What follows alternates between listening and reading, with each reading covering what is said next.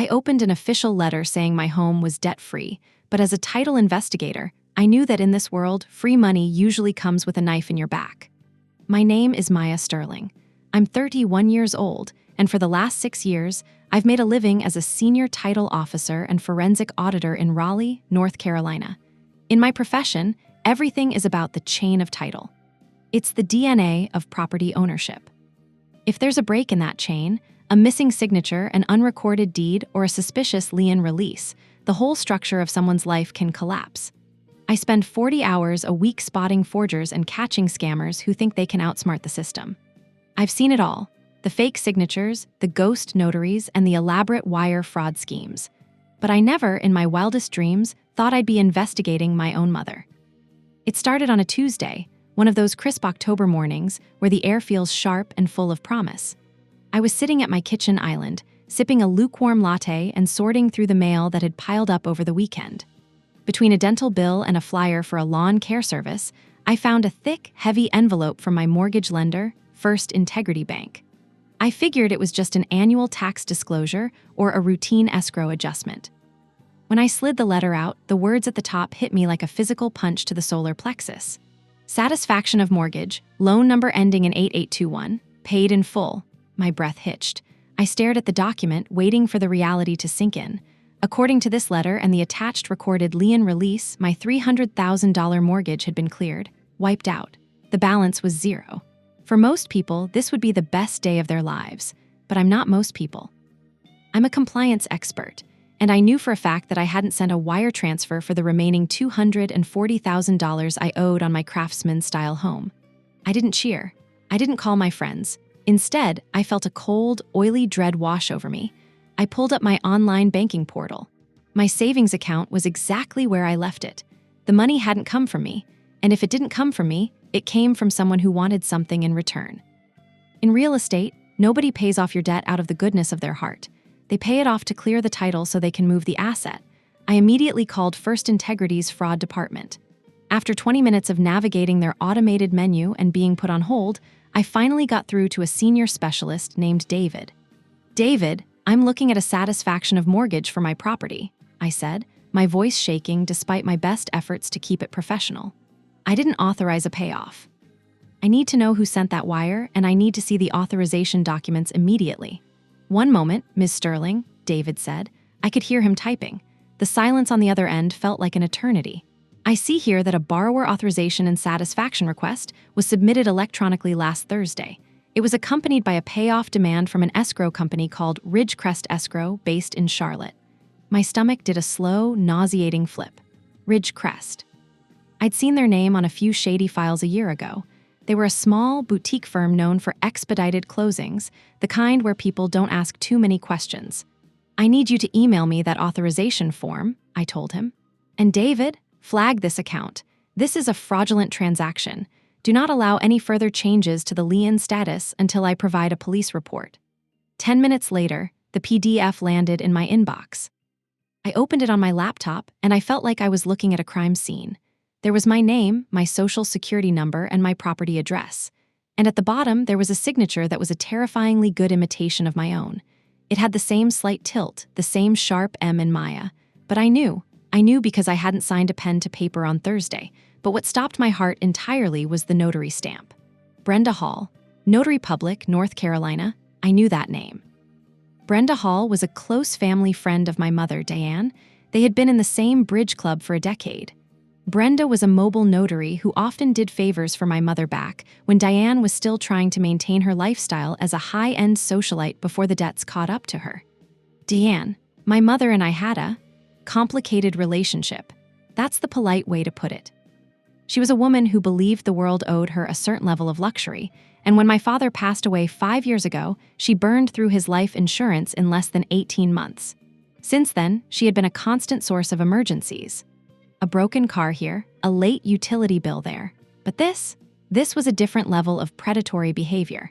I grabbed my car keys and drove straight to the County Register of Deeds office. I needed to see the chain of title. I needed to see what else had been filed while I was busy living my life. I sat at one of the public terminals, my hands cold and clammy. I typed in my parcel ID. The screen flickered, and then the truth laid itself bare on the monitor. recorded yesterday afternoon, a quitclaim deed. The document stated that I, Maya Sterling, had transferred my entire interest in my home to Diane Sterling for the sum of $10 and other considerations. It was signed with that same forged signature. It was notarized by Brenda Hall, and it had been submitted for recording by Ridgecrest Escrow. In the eyes of the law, as of 4:00 p.m. yesterday, I no longer owned the house I had worked 60 hours a week to afford. My mother did. And because the mortgage was now paid in full by that mysterious wire transfer from Ridgecrest, she owned it free and clear. No debt. No strings attached. She had $300,000 in equity sitting there, ready to be cashed out. I felt like the walls were closing in. I understood the play. This was a classic wash and flip. Step 1, steal the title via a forged deed. Step 2, use a bridge loan from a shady investor to pay off the existing mortgage so the title looks clean. Step 3, sell the house to an unsuspecting cash buyer as fast as humanly possible, pocket the money, and vanish before the real owner even checks their mail. I stood up so fast my chair scraped loudly against the floor. I didn't have time to be a daughter. I didn't have time to cry about the betrayal. I had to be a compliance officer. I had to be the person who stops the fire before it burns the whole house down. I walked out to the parking lot and called the only person I knew who could move as fast as I needed to. "Detective Shue, it's Maya Sterling," I said when he picked up. "I'm at the Register of Deeds. My mother just forged a quitclaim deed to my house. She's cleared the mortgage and she's trying to sell it. I need a fraud alert on the title, and I need you to meet me at my house. Right now." "Maya, slow down," Shue said, his voice calm but alert. "Are you sure? This is a heavy accusation to make against your mother." "Shue, I have the forged satisfaction request sitting in my inbox and a recorded deed with a lost notary stamp. She's currently holding the title to my life's work. If we don't move now, I'm going to be homeless by sunset." "I'm on my way," he said. "Don't go inside if she's there." "Wait for me?" But as I pulled onto my street, I saw a sight that made my blood boil. A bright yellow "For Sale" sign was hammered into my front lawn, and standing on my porch, laughing and talking to a man in a suit with a clipboard, was my mother. She was wearing her best pearls, looking every bit the elegant homeowner. She was selling my house. Right now, in front of my eyes. I didn't wait for Detective Shue. I didn't wait for a plan. The sight of that "For Sale" sign, a cheap plastic marker of my own erasure, sent a surge of adrenaline through me that eclipsed every ounce of professional caution I possessed. I slammed my car into park, the tires screeching against the curb, and vaulted out before the engine had even stopped vibrating. "Maya, what a surprise," Diane called out from the porch, her voice a trill of fake sweetness that set my teeth on edge. She didn't look like a thief. She looked like a woman hosting a garden party. She adjusted her pearls and turned back to the man with the clipboard.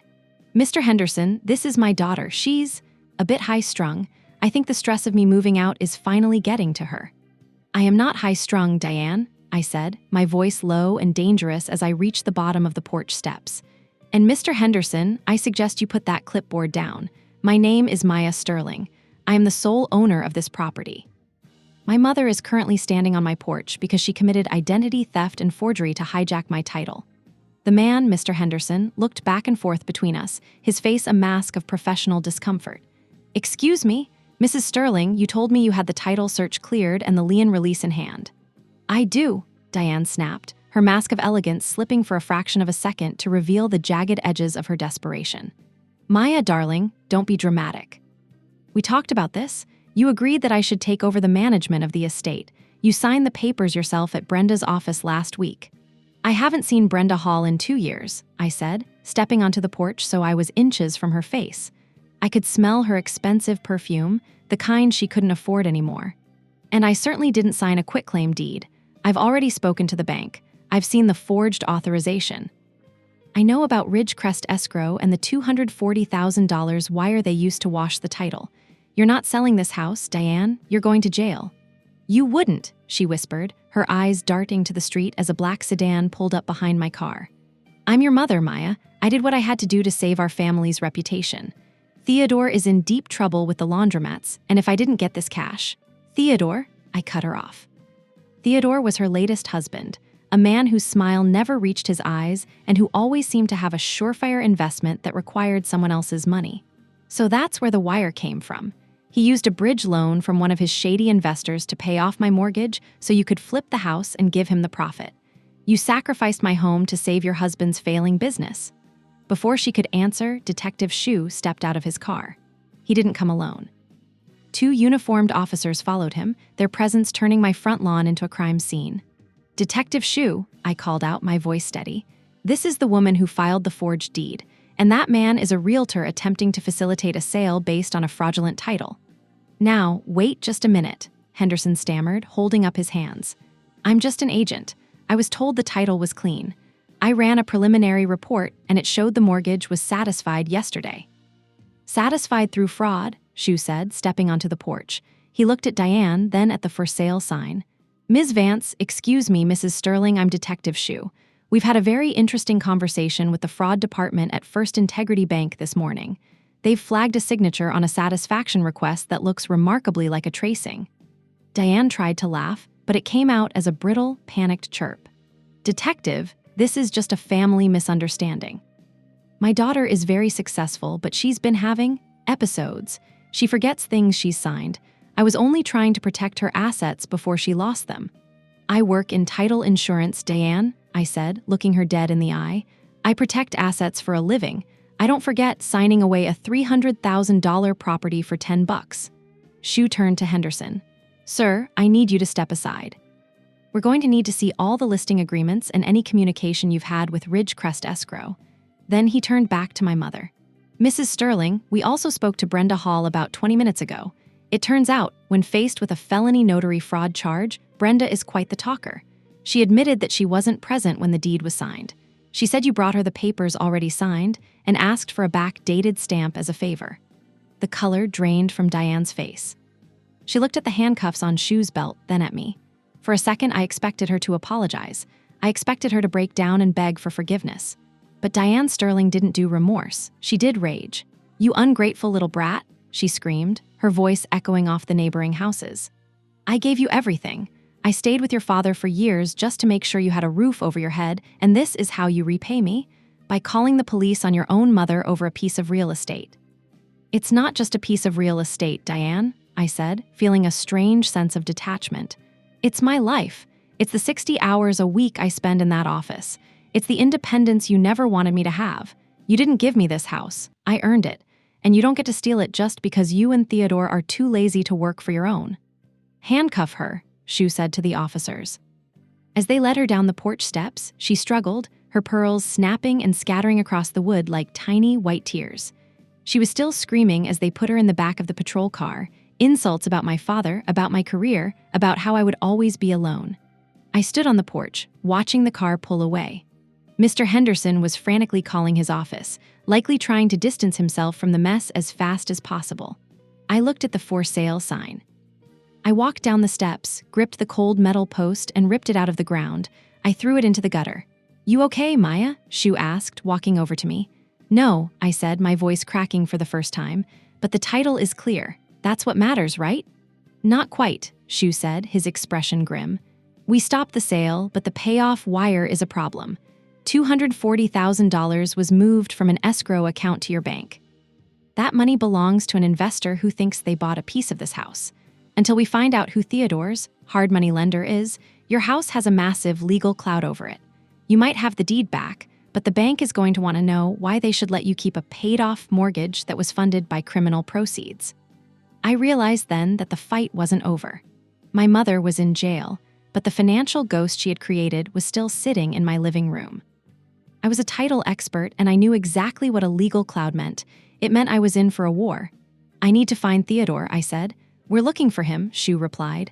"But he's gone underground. And Maya, we checked the Ridgecrest files. There's a second deed, one your mother didn't tell you about." My heart stopped. "A second deed? A second mortgage," Shu said. "Taken out in your name 2 days ago for $100,000. Cash out. The money was wired to an offshore account in the Caymans this morning." I leaned against my car, the world spinning. She hadn't just tried to sell the house. She had stripped every penny of equity out of it before she even put the sign in the yard. I wasn't just fighting for my title. I was $100,000 in debt for a loan I never took, and the only person who knew where the money went was currently refusing to speak to her own daughter. I looked at my house, the house I thought I had saved, and realized I was standing in the middle of a $100,000 crime scene. The air in my lungs felt like lead. $100,000. In my world, that's not just a number. It's a death sentence for a credit score and a decade of legal battles. I had spent years helping clients navigate the aftermath of predatory lending, but standing on my own lawn, the victim of my own mother's greed, I felt like an amateur. The paid-in-full letter that had brought me so much dread earlier was now the least of my worries. The real trap was the debt I didn't even know I had. "How?" I whispered, looking at Detective Shu. "How did they get a $100,000 cash-out refi through the system in 48 hours? There are appraisals, title searches, cooling-off periods. Not if you have an inside man," Shu replied, looking over a digital file on his tablet. "Or an inside woman." The loan didn't go through a traditional bank like First Integrity. It was processed through a private equity group called Vertex Capital. And guess who their primary closing agent is? I didn't have to guess. Ridgecrest Escrow. Exactly. Brenda Hall wasn't just notarizing a quitclaim deed to transfer the property to your mother. She was notarizing a loan application and a deed of trust simultaneously. They essentially double-closed. Step 1, transfer the house to Diane. Step 2, Diane, now the legal owner, applies for a high-interest private loan on the equity. Since the original mortgage was already paid off by Theodore's investors, the title looked bone dry and clear. Vertex saw $300,000 in free equity and cut a check for $100,000 without blinking. I felt sick. It was a masterpiece of financial destruction. My mother hadn't just stolen the house, she had hollowed it out. She had taken the value of my home and sent it to a tropical tax haven, leaving me with a shell and a massive legal headache. "I need to see the loan docs," I said, my voice hardening. "Vertex Capital is going to try to foreclose the second I miss a payment. I need to prove the underlying transfer, the deed that gave her the right to borrow, was fraudulent." "We're already on it, Maya," Shu said, "but the legal system moves at a crawl. Vertex is a holder in due course. They're going to claim they gave the money in good faith and that they aren't responsible for the family drama. You're going to need more than just a police report to stop them." I walked back into my house, the silence of the hallway feeling deafening. Every piece of furniture, every photo on the wall, now felt like it belonged to a crime scene. I went to my office and pulled up the metadata of the files Brenda Hall had sent to the county. I wasn't just looking for the signature anymore. I was looking for the where and the when. If I could prove that Brenda and my mother were in the same room while I was 40 miles away, I could break the good faith defense that Vertex would surely use. I pulled up my Google Maps timeline and my office keycard logs. I was in a meeting from 1:00 p.m. to 4:00 p.m. on the day the notary stamp was applied. But I needed more. I needed the smoking gun that linked Theodore to the offshore account. I spent the next 6 hours diving into the dark corners of the internet where Theodore Miller liked to play. I searched for Vertex Capital, Ridgecrest, and Theodore Miller.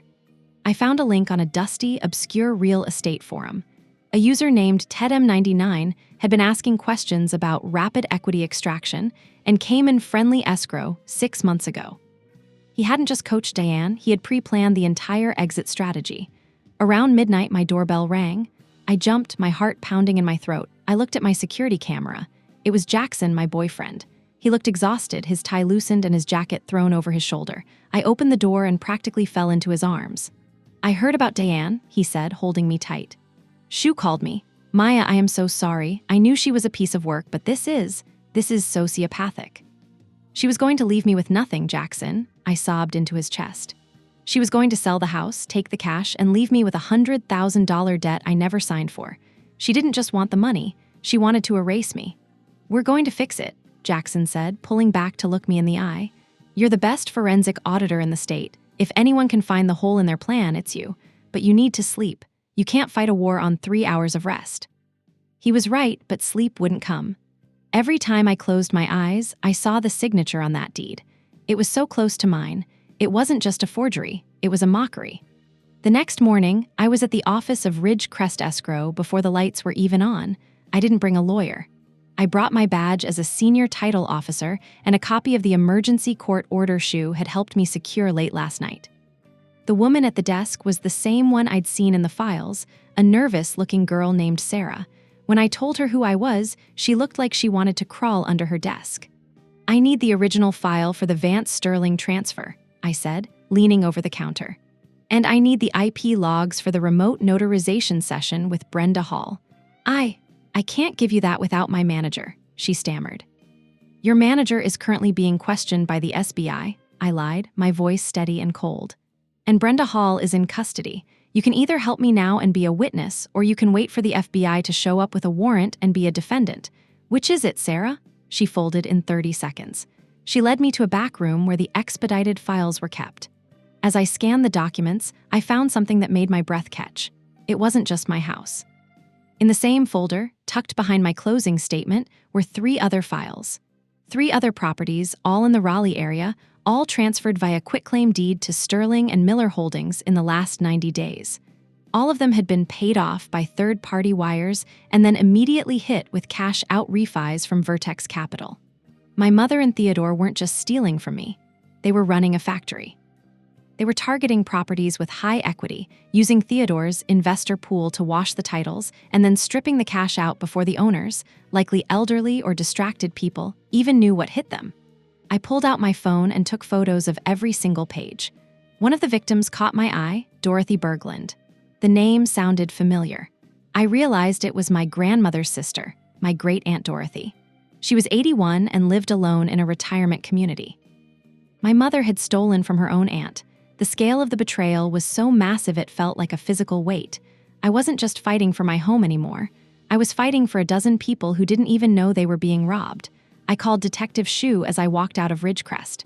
"Shu, it's bigger than we thought," I said, my voice shaking with rage. "They've got a system. They're using my grandmother's sister, Dorothy, as a target too. Check the records for her house on Elm Street. I bet there's a deed filed in the last 48 hours. On it," Shu said. "And Maya, we found Theodore. He wasn't in the Caymans. He was at a motel in Gastonia, waiting for a wire transfer to clear. We've got his laptop. The feds are already cracking the encryption." "Don't let him talk to Diane," I warned. "They'll try to coordinate their stories." "Trust me," Shu said. "After what we found on his phone, Theodore isn't going to be talking to anyone but a public defender for a long, long time." I drove back to my house, feeling a strange sense of clarity. The fear was gone, replaced by a cold, sharp purpose. I was going to use every tool in my professional arsenal to dismantle their lives the same way they tried to dismantle mine. I sat down at my desk and started drafting the affidavit of forgery. But I wasn't just writing one for myself. I was writing them for Dorothy and for every other name I'd found in that back room. My mother thought I was high-strung. She thought I was a boring girl who followed the rules. She was about to find out that the person who follows the rules is the most dangerous person in the world when the rules are on her side. The more I dug into the encrypted files Detective Shu had pulled from Theodore's laptop, the more I realized that my mother wasn't just a participant, she was the bait. Theodore had spent years refining a system he called equity extraction via familial trust. It was a sick, twisted manual on how to weaponize love and blood relations to bypass the security protocols of banks and title companies. I sat in the dim light of my home office, the blue glow of the monitor reflecting off my grandmother's pearl earrings. I was looking at a spreadsheet Theodore had created. It was titled The Sterling Portfolio. My house was listed as Asset A. My great-aunt Dorothy's house was Asset B. There were 4 other names I didn't recognize, but all of them followed the same pattern. High-equity homes owned by people Diane could easily influence or impersonate. Theodore had written notes next to my name. Target is technically proficient but emotionally vulnerable to mother. Use emergency narrative if caught early. If not, proceed to full title wash. He had profiled me like I was a mark in a long con. And the worst part? My mother had helped him write the profile. Around 10:00 a.m. the next morning, I received a call from a woman named Caroline Jankowski. She was a high-stakes civil litigator I'd worked with on several fraud cases for my firm. She was a pit bull in a designer suit, and she didn't believe in family misunderstandings. "Maya, I just saw the preliminary police report Shu filed," Caroline said, her voice sharp and focused. "You need to file for an emergency injunction against Vertex Capital immediately. If they realize Theodore is in custody, they're going to try to sell that $100,000 debt to a collection agency or move for an expedited foreclosure. We need to cloud the title legally so no one can touch it while the criminal case is pending." "Do it," I said. "Whatever it costs, Caroline. I want a legal wall around my property that even a tank couldn't get through. Consider it done." But Maya, there's something else. I did a deep dive into Vertex Capital's corporate structure. They aren't just a random private equity group. One of the silent partners is a shell company registered in the name of Brenda Hall's brother. I leaned back in my chair, the room spinning. The notary wasn't just doing a favor for a friend. She was part of the investment group that was providing the loans to strip the equity. It was a closed loop.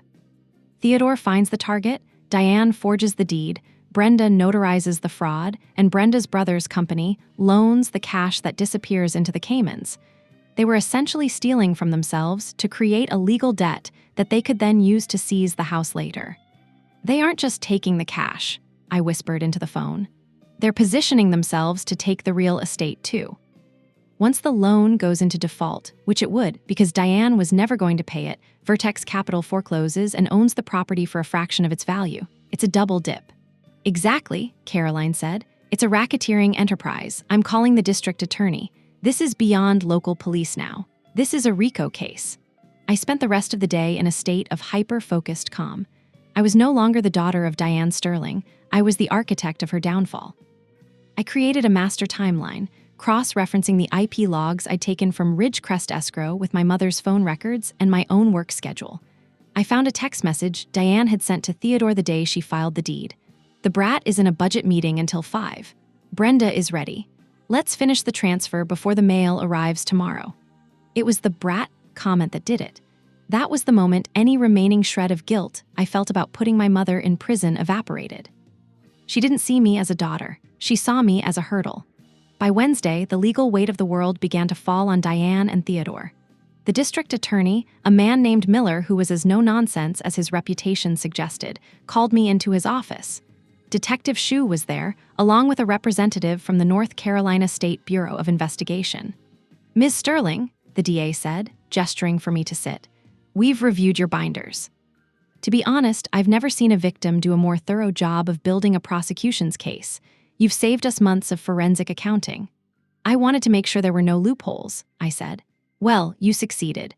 We've officially charged Theodore Miller with 10 counts of felony wire fraud, identity theft, and money laundering. As for your mother, we've offered her a plea deal if she testifies against the Vertex Capital partners and Theodore. What was her response? I asked. The DA looked at Shue, then back at me. She refused. She's sticking to the story that you are mentally incompetent and that she was acting under a power of attorney that she claims you signed years ago. She's even produced a document, notarized by Brenda Hall, of course, dated 2022. I almost laughed. She's doubling down on the gaslighting, even now? She's desperate, Shue said. She knows if she admits to the forgery, she's going away for a long time. If she can convince a judge that the POA is real, she can argue that the transfer was legal, even if it was mismanaged. Then she's going to love what I found this morning, I said, pulling a flash drive from my pocket. I went back through my father's old files in the attic. My mother claimed I signed that power of attorney in December 2022 at a Starbucks in Charlotte. But in December 2022, I was in London for a title insurance conference. I have the passport stamps, the flight receipts, and 300 photos of myself at Big Ben. Unless I can teleport, that POA is just another one of Brenda's backdated fantasies.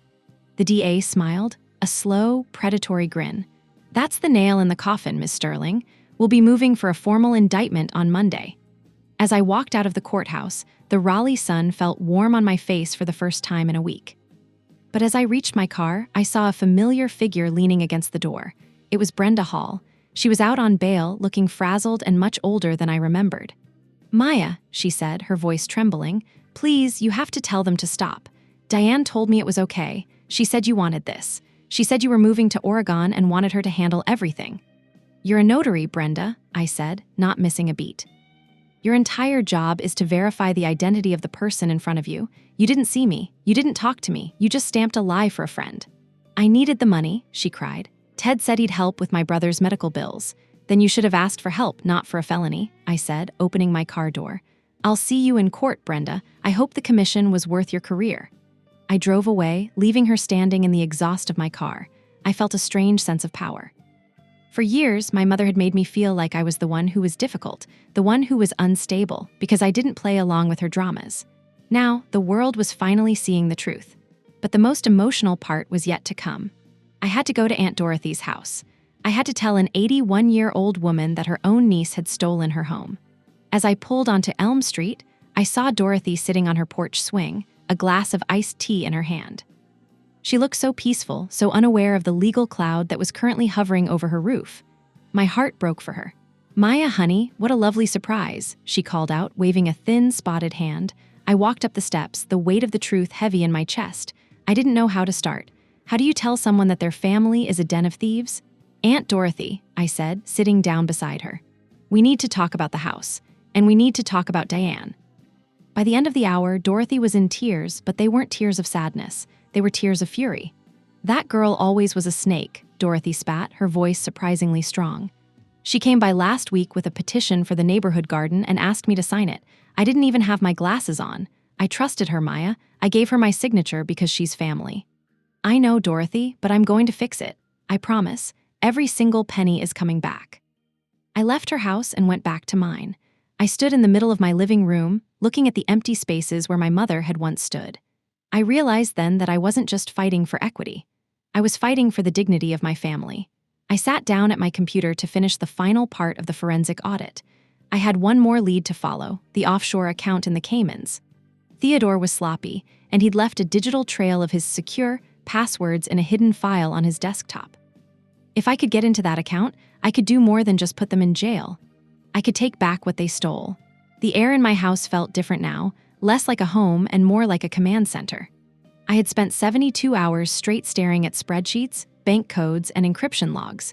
Most people think of real estate fraud as a crime of paper and ink, but in the modern world, it's a crime of bits and bytes. Theodore Miller was a man who thought he was a mastermind, but he suffered from the one thing that catches every digital thief. He was lazy. I sat at my desk, my eyes stinging from the blue light of the monitor. Using the password hints I'd found in Theodore's hidden vault file, I began attempting to bridge the gap between his Gastonia motel room and the offshore account in Grand Cayman. I wasn't just guessing, I was using my knowledge of his patterns. He used the same base password for everything, the name of his first failed laundromat followed by the year he married my mother. On the fourth attempt, the screen flickered and the progress bar turned green. "Access granted, Blue Water Holdings Trust." My heart hammered against my ribs like a trapped bird. There it was, the digital ledger of a 3-year crime spree. I saw the $100,000 wire from Vertex Capital, the money stripped from my own home's equity. But as I scrolled down, I saw so much more. There were transfers totaling nearly $800,000. I saw payments to Brenda Hall, disguised as consulting fees. I saw a series of withdrawals made in various cities across the East Coast, cash my mother had been using to maintain the illusion of her high society lifestyle. But the most damning evidence was a folder titled The Exit Strategy. Inside was a scanned copy of a one-way flight to Panama for 2 people, booked for the following Monday. They weren't just going to steal the money, they were going to vanish. My mother had been planning to leave me with a $100,000 debt, a clouded title, and a broken heart, while she sipped cocktails on a beach using my grandmother's sister's retirement money. I didn't waste a second. I called Detective Shu and the FBI liaison, Agent Martinez, who had been brought in once the offshore link was confirmed. "I'm in," I said, my voice crackling with exhaustion and triumph. "I have the ledger, I have the flight records, and Shu, I have the list of every victim they've hit in the last 3 years. It's not just 4 people, it's 12. "Don't touch anything, Maya," Agent Martinez warned.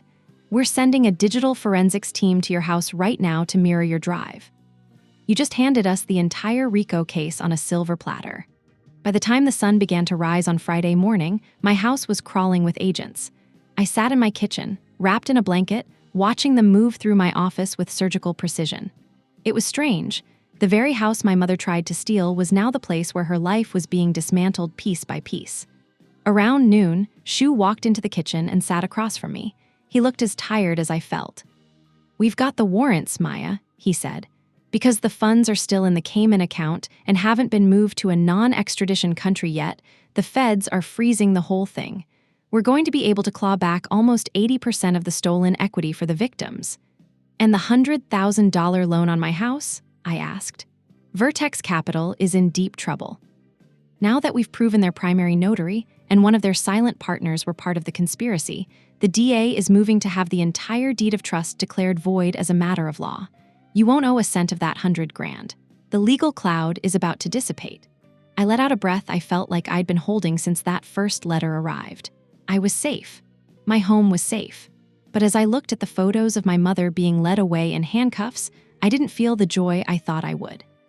I just felt an immense, hollow sadness. She had traded her daughter for a wire transfer. That afternoon, I went to the jail for a final meeting with the district attorney. They had moved Diane to a high-security wing after she tried to smuggle a letter out to Theodore through her lawyer. As I walked down the sterile hallway, the sounds of heavy steel doors clanging shut echoed like a countdown. I was led into a small, windowless room. A few minutes later, Diane was brought in. She looked different. The polished, pearl-wearing socialite was gone. In her place was a woman in a baggy orange jumpsuit, her hair lank and her skin sallow under the fluorescent lights. She didn't look like a predator anymore. She looked like a ghost. She sat down, her hands shackled to the table. She didn't look at me at first. She stared at the scratched surface of the metal table. "They told me what you did," she said, her voice a low, raspy shadow of her former trill. "The FBI, they said you hacked the accounts. They said you found the Panama tickets." "I didn't have to hack them, Diane," I said, my voice steady. "Theodore was sloppy, and he was planning to leave you." She looked up then, her eyes narrowing. "Liar, Theodore loves me, we were a team." "He had a second set of tickets, Diane," I said, sliding a printed copy across the table. "One ticket, to Costa Rica, departing 2 hours before the Panama flight. He was going to let you go to the airport, let the feds pick you up, and vanish with the bulk of the cash while you took the fall for the forgeries." I watched the realization hit her. It was like watching a building collapse in slow motion. The last shred of her arrogance, the idea that she was part of some grand, romantic partnership, crumbled. She looked at the paper, then at me, and for the first time in my life, I saw a genuine emotion in her eyes. It wasn't love. It was the pure, unadulterated terror of a woman who realized she had gambled everything and lost to a man who didn't even know her name. "What do you want, Maya?" she whispered. "I want the truth," I said. "I want you to sign a full confession. I want the names of everyone who helped you at Ridgecrest. I want you to help the DA put Theodore and the Vertex partners away for good. If you do that, I might, just might, tell the judge that you were under duress. And if I don't?" "If you don't," I said, leaning in, "I'm going to personally testify at every one of your parole hearings for the next 20 years. I'm going to make sure the world remembers you not as a socialite, but as a common thief who stole from an 81-year-old woman." She sat there for a long time, the silence of the room heavy with the weight of her choice. Finally, she reached for the pen the guard had placed on the table. Her hand was shaking so hard the nib scratched against the paper. As she signed the confession, I realized that the karma I had been looking for wasn't just about the money or the house. It was about this. It was about her having to face the fact that the daughter she called boring and high-strung was the only thing standing between her and a total forgotten oblivion. I walked out of the jail and didn't look back. I had a house to reclaim. I had a great Aunt Dorothy to comfort. And I had a life to rebuild, one that didn't involve the shadow of Diane Sterling. But as I pulled into my driveway and looked at the craftsman wood of my front porch, I realized there was one final audit I had to perform.